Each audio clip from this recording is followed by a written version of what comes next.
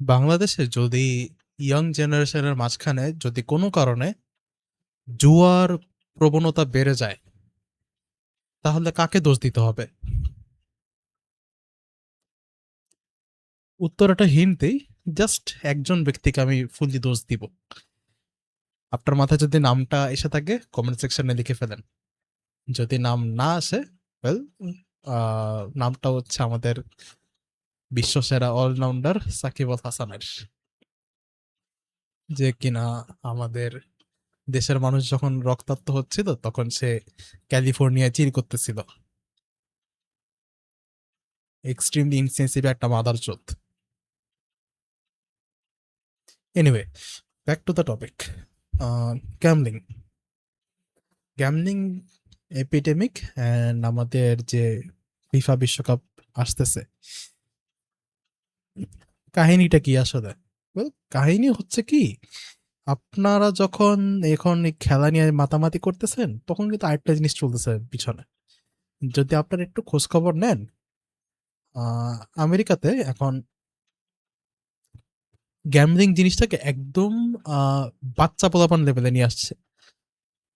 বিভিন্ন আইনি লুপহোল টুপহোল হাবিজাবি দিয়ে অলমোস্ট 16+ যারা আছে, 16 বছরের ঊর্ধ্ব যারা আছে, সবাই এখন গ্যামলিং এর ভিতরে ঢুকতে পারতেছে। বাট ওইখানে জিনিসটাকে গ্যামলিং হিসাবে দেখায় না, ওরা এটার নাম দিছে হচ্ছে প্রেডিকশন মার্কেটস। এখন প্রেডিকশন মার্কেটটা কি, আমরা যদি একটু সিন চেঞ্জ করি, প্রেডিকশন মার্কেট হলো কোন একটা ইভেন্টে অনেকজন পার্টিসিপেন্টস টাকা দেয়, ছোট্ট একটা অ্যামাউন্ট, অ্যান্ড এইটাতে আউটকাম কি হবে একটা ইভেন্টে সেটা নিয়ে বলতেছে। Suppose, easiest example, Trump and বাইডেনের মধ্যে কে জিতবে, 50-50 চান্স কে একজন জিততে পারে। এখন এইটার মাঝখানে আপনি ধরেন বেট ধরলেন, ওয়েল বেট, এই যে বেট বেট বেট শুধু শুধু আগাই, ধরেন প্রেডিক্ট করলেন, বেট না বলি, প্রেডিক্ট করলেন যে ট্রাম্প জিতবে, আরেকজন মনে হয় করলো কি বাইডেন জিতবে, সো ও প্রেডিক্ট করলো। এখন ওর যে প্রেডিকশন সঠিক, এই হিসাবে সেই টাকা দিল, যাতে যদি কোনো কারণে ওর প্রেডিকশন ঠিক হয় দেন ও একটা টাকা পাবে এক্সট্রা। এটাকে কি বলে? এটা কিন্তু জুয়া না, এটা গ্যামলিংও না, এটা হচ্ছে prediction markets, as word as it is. And এটা করতে কোনো ক্যাসিনো লাগে না, কিছুই লাগে না। মোবাইলে একদম লিটারেলি সুন্দর একটা অ্যাপ ইন্টারফেস আছে, ওইখানে গিয়ে জাস্ট এন্ট্রি দাও, অ্যাপে আগে থেকে রেডি করা আছে, তুমি জাস্ট টাকা ঢালো, তোমার অ্যাকাউন্ট রেডি করা আছে, ডেবিট কার্ড বা ক্রেডিট কার্ড কিছু একটা অ্যাড করা আছে, সমানে টাকা কাটতেছে, অ্যান্ড তুমি জিতলে জিতবা, না জিতলে নাই। This is the current economy there, আস্তে আস্তে বিল্ড হচ্ছে। অ্যান্ড ওইখানে সবচেয়ে বড় যে দুইটা কোম্পানি আছে এই দুই রিলেটেড, সেটা হচ্ছে পলি মার্কেট অ্যান্ড কালসি। কালসি বলে না, ক্যালসি বলে আই গেস, হোয়াট এভার।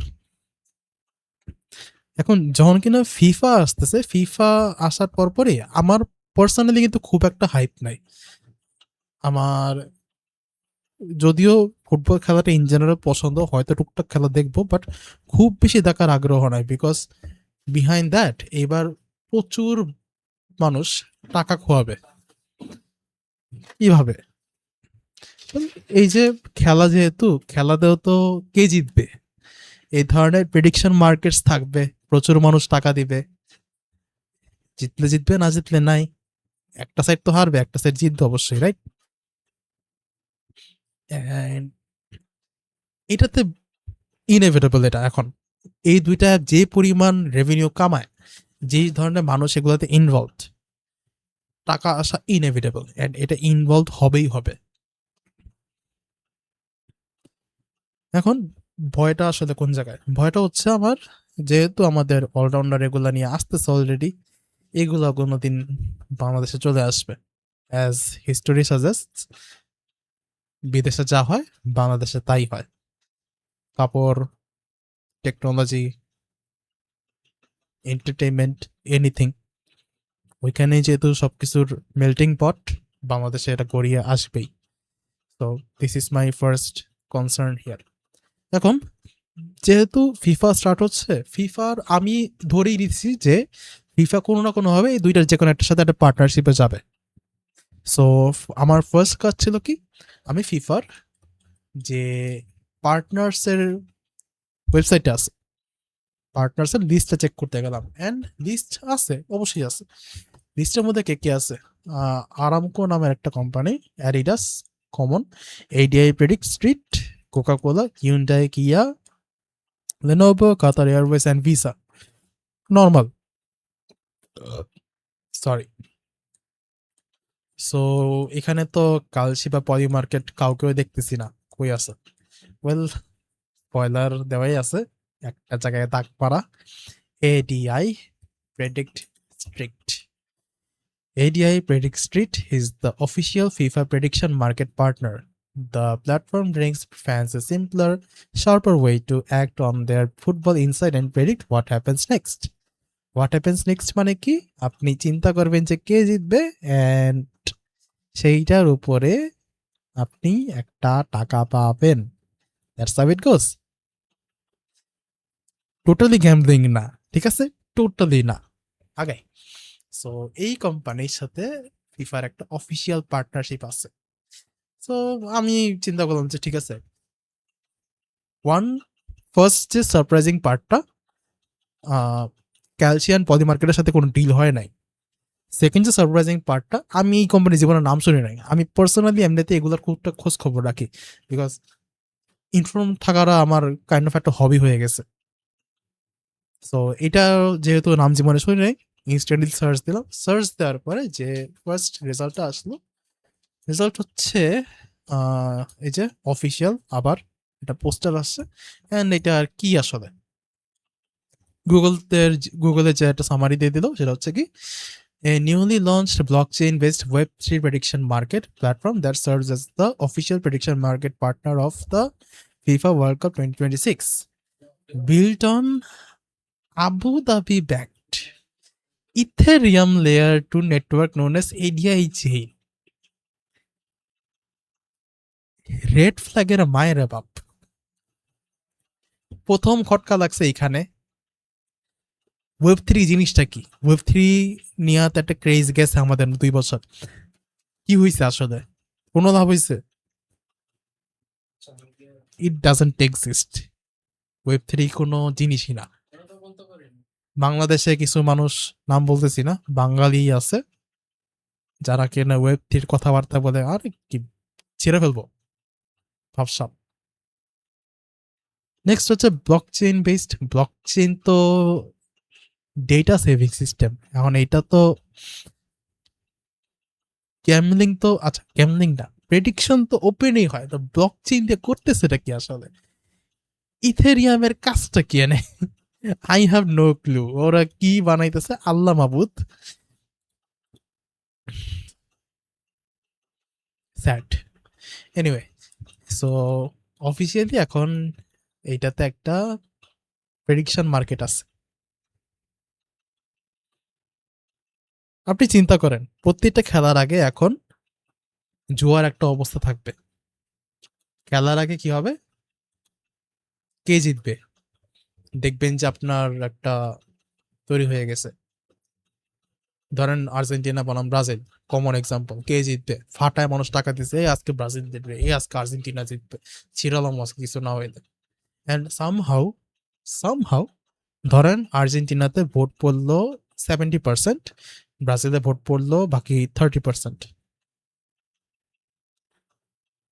এখন ধরেন ওইখানে যে খেলাটা দেখতেছে, খেলার যে রেফারি, রেফারিরও ধরেন মনে করেন একটা পলি মার্কেট বা কালসি বা এইডিআইতে কোনো একটা অ্যাকাউন্ট আছে, ও ধরেন 2-3 হাজার ডলার ঢাইলে দিল।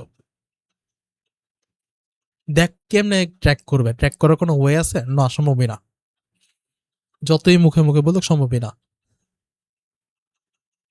আগাই, রেফারির একটা অ্যাকাউন্ট আছে, অ্যান্ড ওইখানে কোনো কারণে ধরেন একটা পেনাল্টি পাইতেছে, দেন আর্জেন্টিনাই পেনাল্টি পাইল ট্রেডিশন অনুযায়ী, বাট রেফারি সামহাও ডিসাউট করলো যে না, পেনাল্টি এটা দিব না।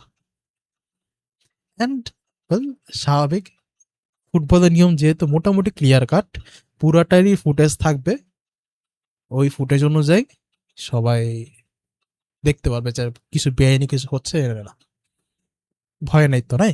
ঠিক আছে, আর একটু ইলাবোরেট করি এখন। রেফারি ইনভলভড, রেফারির আশেপাশে যে অন্যান্য টিভি অ্যান্ড ক্যামেরা ম্যানেজার আছে ওরাও ধরেন ইনভলভড, যে স্ট্রিম কন্ট্রোল করছে ও ইনভলভড। তো কোনো কারণে যদি ফুটেজটাকে অন দ্য স্পট ওরা যদি নিজের থেকে এমন সিস্টেম করে রাখে যে রিয়েল টাইমে ম্যানিপুলেট করে দিতে পারে, আপনার আমার কি বোঝার কোনো ওয়ে আছে যে ম্যানিপুলেট হয় নাই? কোনো ওয়ে নাই। আরো ইলাবোরেট করি, ধরেন এখন যে ফিফার যে প্রেসিডেন্টই ধরেন কয়েক মিলিয়ন ডলার ধরেন ওই গেম থেকে ছেড়ে দিল, ওর তো একটা আউটকাম লাগবে, ও তো লস করতে চায় না, ওরা তো মাদার চোদ ব্যবসায়ী। গালি দিতেছি আজকে কারণ স্যাড জিনিসপাতি এগুলা চাইলেই ম্যানিপুলেট করতে পারে। If this is the reality, কেন খেলা দেখতেছেন? যদি এইটাই দেখা লাগে তাহলে ডাব্লিউডাব্লিউই দেখতে পারেন, অ্যাটলিস্ট ওইটা আগে থেকে জানা যায় ফুললি স্ক্রিপ্ট এটা। এখন আমি যে কথাগুলো বললাম এটা কিন্তু কোনো খুব একটা ভ্যালিডিটি যে আছে এরকম না, আমি কিন্তু পুরো হাইপোথিসিস বলতেছি। কিসের বেসিসে বলতেছি এখন? বেসিসটা হইল ট্রাম্পের যে অ্যাডমিনিস্ট্রেশন আছে এখন তো আমেরিকাতেই সব হচ্ছে না, তো সেই বেসিসে আর কি ট্রাম্পের কথাটা টানতেছি। ইনসাইডার ট্রেডিং বলে একটা কনসেপ্ট আছে। কনসেপ্টটা কি? আবার যদি আমাদের এই সিনটাতে ব্যাক করি,